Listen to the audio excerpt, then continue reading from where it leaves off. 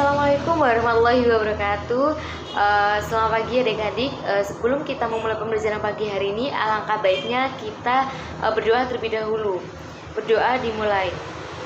Bismillahirrahmanirrahim. Raditu billahi robba wa bil islami dina wa bi muhammadin nabiyya wa rasulah. Rabbi zidna ilma warzuqna fahma. Amin ya rabbal alamin. Selesai. Nah, untuk tema kali ini kita akan membahas tentang peradaban kerajaan Islam Mughal di India. Nah, sebelum kita memulai pembelajaran, bagaimana kabar kalian pada pagi hari ini? Semoga kalian baik-baik saja. Nah, di masa pandemi seperti ini kita harus menjalankan sekolah online ya. Kalian tidak boleh kecewa ataupun menganggap ilmu kalian itu sia-sia, karena ilmu itu tidak ada yang sia-sia. Kalian akan tetap mendapatkan ilmu, dan orang tua kalian yang membiayai kalian tidak sia-sia juga. Nah, kita masuk ke 3 sub yang kita akan bahas. Nah, subtema yang kita bahas pada pagi hari ini itu ada 5. Yang pertama, kita akan membahas tentang sejarah lahirnya kerajaan Islam Mughal. Yang kedua, kita akan membahas tentang strategi dan kebijakan kerajaan Mughal. Yang ketiga, kita akan membahas tentang kemajuan peradaban Islam pada masa kerajaan Mughal. Yang keempat, kita akan membahas tentang kemunduran peradaban Islam pada masa kerajaan Mughal. Yang terakhir, kita akan sekilas membahas tentang Taj Mahal. Kita masuk ke yang pertama, sejarah lahirnya kerajaan Islam Mughal pada saat itu.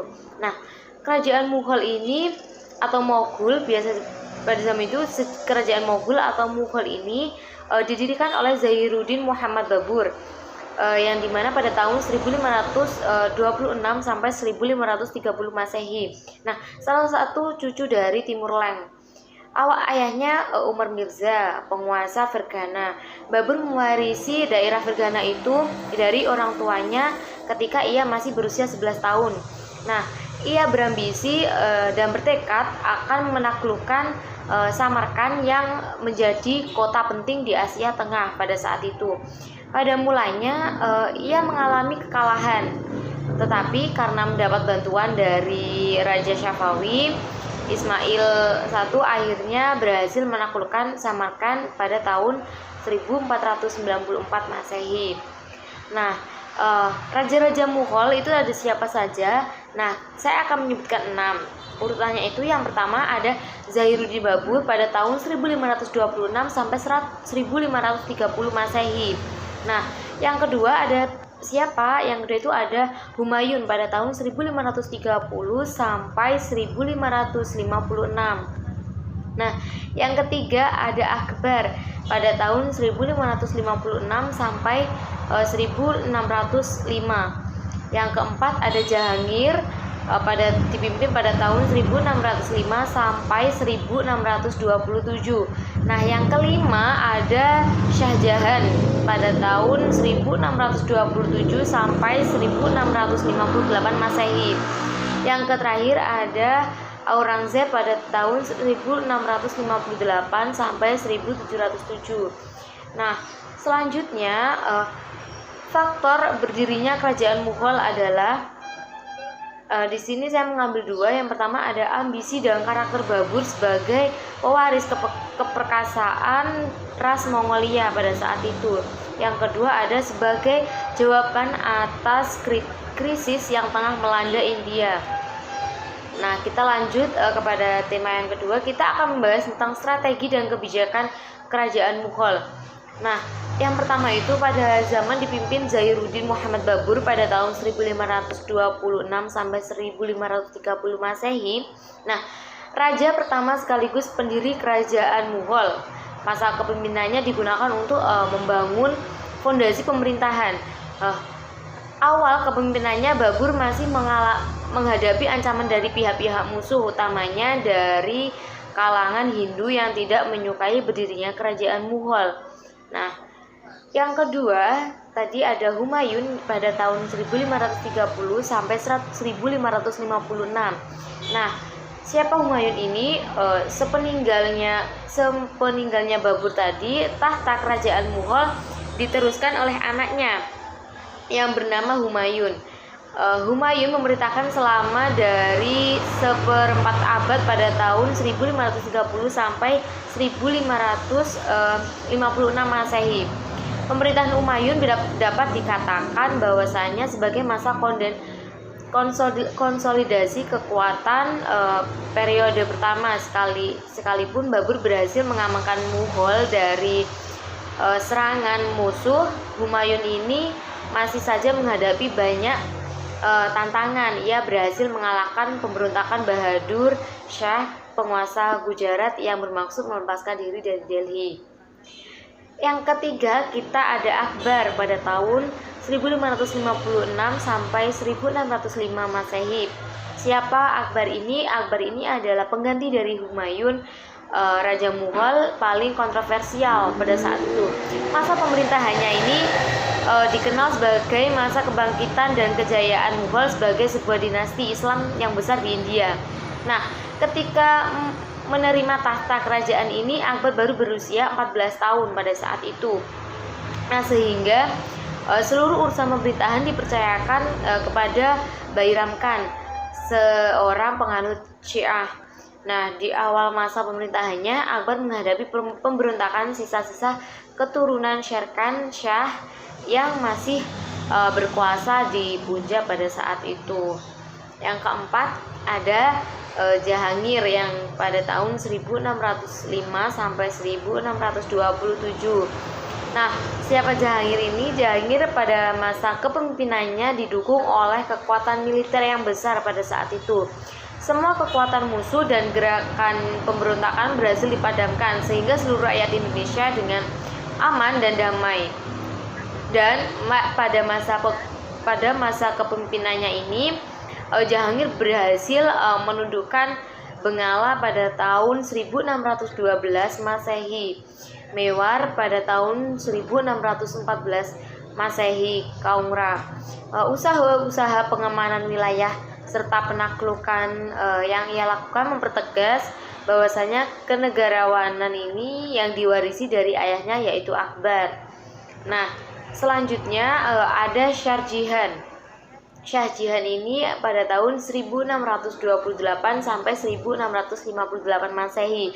Nah, siapa Shah Jahan ini? Shah Jahan adalah tampil menggantikan Jahangir. Bibit-bibit disintegrasi mulai tumbuh pada pemerintahannya. Hal ini sekaligus menjadi ujian terhadap politik toleransi Mughal. Dalam masa pemerintahannya terjadi 2 kali pemberontakan pada saat itu. Tahun pertama, pada masa pemerintahannya, Raja Zuhar Singh Bundela berupaya memberontak dan mengancam keamanan, namun berhasil dipadamkan oleh Raja Zuhar Singh Bundela, kemudian diusir pada saat itu. Pemberontakan yang paling hebat datang dari Afghan Pir Lodi atau Khan Jahan, seorang gubernur yang bahwasanya dari provinsi bagian selatan. Pemberontakan ini cukup menyulitkan, namun pada tahun 1631 pemberontakan ini pun dipatahkan dan Khan Jahan dihukum mati. Nah, yang keenam itu ada Aurangzeb yang memimpin pada tahun 1658 sampai 1707. Nah, siapa Aurangzeb ini? Aurangzeb ini orang yang menghadapi tugas yang berat pada saat itu. Kedaulatan Mughal sebagai entitas Muslim India nyaris hancur akibat perang saudara. Maka pada masa pemerintahan yang dikenal sebagai masa pengembalian kedaulatan umat Islam. Nah, periode ini merupakan konsolidasi dua kerajaan Mughal sebagai kerajaan dan sebagai negeri Islam. Nah, Aurangzeb berusaha mengembalikan supremasi agama Islam yang mulai kabur akibat kebijakan politik keagamaan Akbar pada masa itu. Nah, kita sekilas membahas tentang Taj Mahal. Nah, sebenarnya Taj Mahal ini sebuah makam yang dibangun selama kurang lebih dari 22 tahun oleh Shah Jahan sebagai bangunan monumental untuk mengenang istri tercintanya Mumtaz-ul Zamani yang lebih dikenal dengan Mumtaz Mahal, sesuai dengan maksud dibangunkannya bangunan itu maka disebut sebagai Taj Mahal.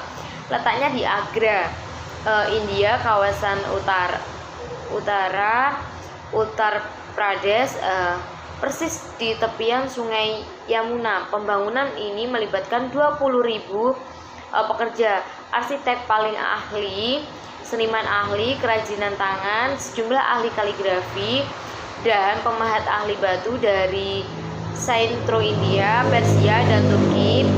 Satu kemewahan lain dari Taj Mahal adalah penggunaan materialnya yang didatangkan langsung dari seluruh India dan Asia.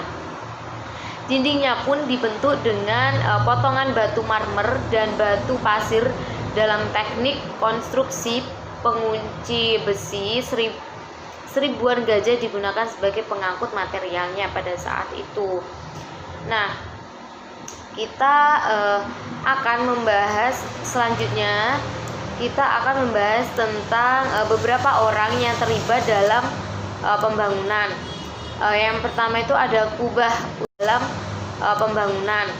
Yang pertama itu ada kubah utama yang dirancang oleh Ismail Afandi dari Kekaisaran Ottoman dan dianggap sebagai desainer utama dari belahan dan kubah.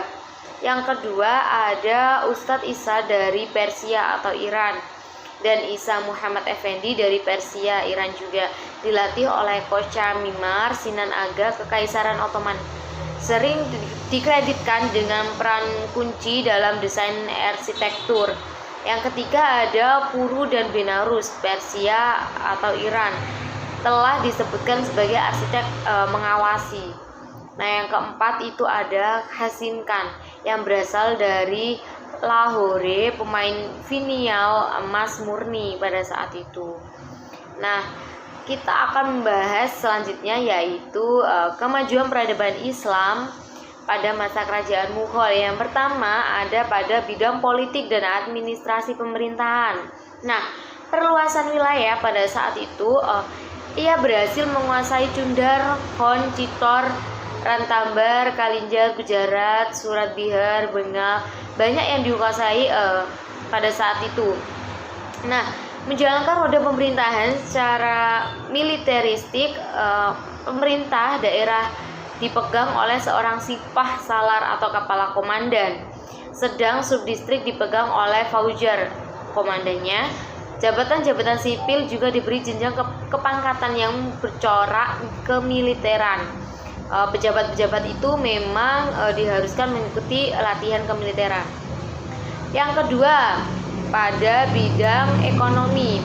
Nah, pada bidang ekonomi ini terbentuknya sistem pemberian pinjaman bagi usaha pertanian. Nah, adanya sistem pemerintahan lokal yang digunakan untuk mengumpulkan hasil pertanian dari melindungi petani. Setiap perkampungan petani ini dikepalai oleh seorang pejabat lokal pada saat itu yang dinamakan mukadam atau patel, yang mana kedudukannya itu dimiliki dapat diwariskan, bertanggung jawab kepada atasannya untuk menyetorkan penghasilan dan menghindarkan tindak kejahatan. Kaum petani dilindungi hak pemilikan atas tanah dan hak untuk mewariskannya, tetapi mereka juga terikat terhadapnya. Yang ketiga pada bidang agama. Nah, pada bidang agama ini pada masa Akbar, perkembangan Islam di kerajaan Mughal mencapai suatu fase yang menarik, di mana pada masa Akbar itu memproklamasikan sebuah cara baru dalam beragama, yaitu konsep dini ilahi. Karena aliran ini Akbar mendapat kritik dari berbagai lapisan umat Islam. Nah, bahkan Akbar dituduh membuat agama baru. Pada prakteknya, din ilahi ini bukan sebuah ajaran tentang agama Islam, melainkan namun konsepsi itu merupakan upaya mempersatukan umat-umat beragama di India. Nah, yang keempat, yang terakhir ada pada bidang seni dan budaya. Munculnya beberapa karya sastra tinggi seperti Fatmawat yang mengandung pesan kebajikan manusia, gubahan Muhammad Jazazi, seorang penyair istana, dan lain sebagainya. Kerajaan Mughal ini termasuk sukses dalam bidang arsitektur. Taj Mahal di Agra merupakan puncak karya arsitektur pada masanya, diikuti oleh Istana Fatpur Sikri peninggalan Akbar dan Masjid Raya Delhi di Lahore. Di kota Delhi lama ini, lokasi bekas pusat kerajaan Mughal, terdapat Menara Kutub Minar pada tahun 1199. Nah, kita lanjut. Kita membahas tentang kemunduran peradaban Islam pada masa kerajaan Mughal. Di sini ada faktor internal dan eksternal. Faktor internalnya yang pertama yaitu tampilnya sejumlah penguasa lemah, terjadinya perebutan kekuasaan dan lemahnya kontrol pemerintahan pusat. Yang faktor eksternalnya intinya itu terjadi pemberontakan di mana-mana, seperti pemberontakan kaum Syiah di utara, gerakan separatis Hindu di India Tengah, dan kaum muslimin sendiri di timur. Yang terberat adalah invasi Inggris melalui Aceh. Nah, ada juga beberapa faktor yang menyebabkan kekuasaan Islam Mughal ini mundur dan malah membawa kepada kehancuran pada tahun 1858 Masehi, yaitu yang pertama itu terjadi stagnasi dalam pembinaan kekuatan militer, sehingga operasi militer Inggris di wilayah-wilayah pantai tidak dapat segera dipantau oleh kekuatan maritim Mughal pada masa itu. Yang kedua, ada kemosrotan moral dan hidup mewah di kalangan politik yang mengakibatkan pemborosan dalam penggunaan uang negara. Nah, yang ketiga, ada pendekatan Aurangzeb yang terlampau kasar dalam melaksanakan ide-ide Puritan dan kecenderungan asketisnya, sehingga konflik antar agama sangat sukar diatasi oleh sultan-sultan sesudahnya. Yang terakhir, semua pewaris tahta kerajaan pada penuh terakhir adalah orang-orang lemah dalam bidang kepemimpinannya pada masa kerajaan Mughal itu. Nah, mungkin itu yang Ibu sudah bahas. Mungkin kalau ada yang belum paham, kita sharing melalui via WA. Dan untuk tugasnya nanti akan Ibu kirim dan harus dikerjakan secepatnya. Nah, kurang lebihnya mohon maaf. Wassalamualaikum warahmatullahi wabarakatuh.